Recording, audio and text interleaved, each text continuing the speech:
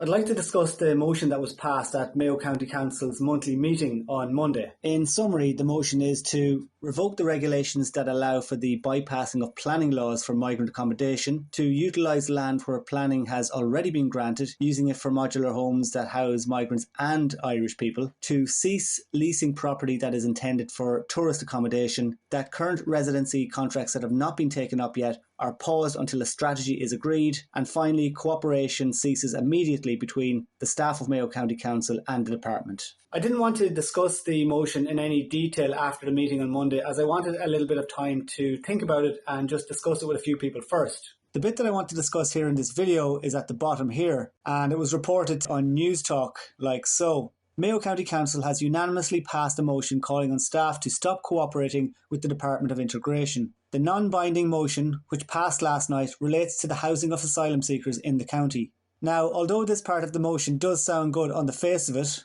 as it's reported here in this headline, we need to consider a few other things as well. Firstly, as News Talk have mentioned, it's non-binding. Now, we know that the Director of Services and Head of Housing, Tom Gilligan, has a direct line to Roderick O'Gorman's department, and he is instrumental in the housing of asylum seekers and refugees in County Mayo. You would imagine that maybe the Chief Executive and the rest of the senior management team at Mayo County Council are also very involved. Now, my bet is that come next month's meeting of Mayo County Council, we will hear that the staff of Mayo County Council, as is mentioned in the motion, mainly the senior management we're talking about, will be said to have a legal obligation to engage and to cooperate with Roderick O'Gorman's department. So let's wait and see what happens with that. Let's not take it as any sort of big win at the moment.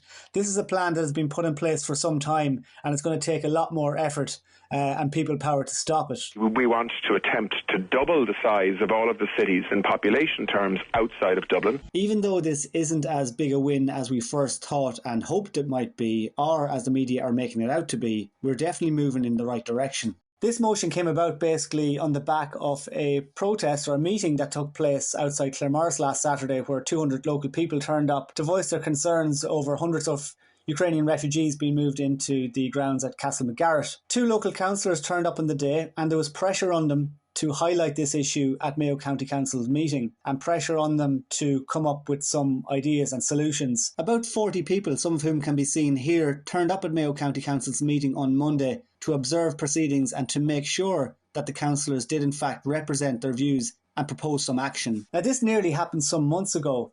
Some of you will remember the Home Group from Castlebar here, stands for Holistic Outlook on the Migration Emergency, organised a public event where a vote was taken which essentially said that Mayo cannot take in any more asylum seekers or refugees until such time as there was adequate resources and services in place. On the back of that vote that was taken publicly in the Market Square in Castlebar, a special meeting was called by Mayo County Council where they were going to discuss this issue, and they actually put forward a motion very similar to what was voted on by the people in Market Square.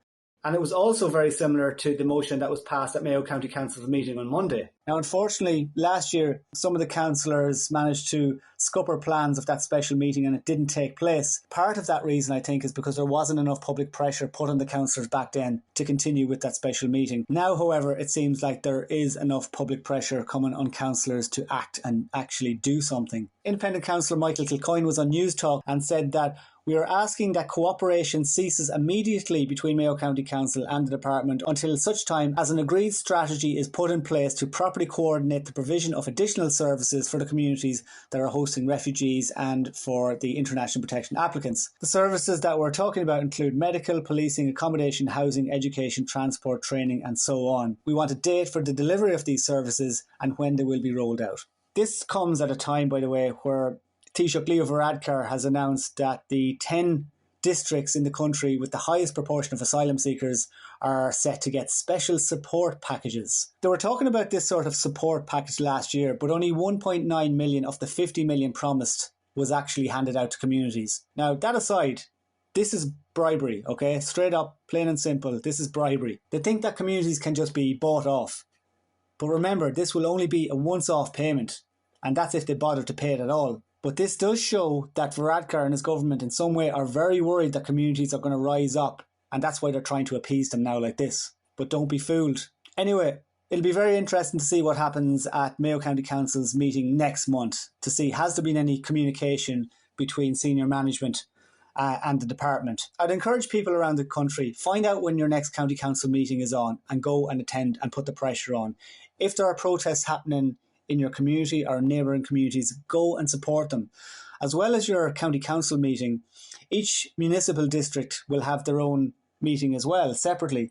So in Mayo here, you'll have a meeting for Castlebar councillors, for Westport councillors, the same for Claremorris and Swinford, for Ballina, for Belmullet. These are all public meetings that can be attended as well, and I'd encourage people to go and do so. Now that we've got the ear of Mayo County councillors and senior management, it's time, I think, to direct focus on our TDs and our senators here in County Mayo. So in Mayo here, we have Alan Dillon, Michael Ring, Dara Calleary, Rose Conway Walsh, Paddy Burke and Lisa Chambers. I would ask everyone please to email those TDs and senators and ask them, do they agree with the motion put forward by Mayo County Council?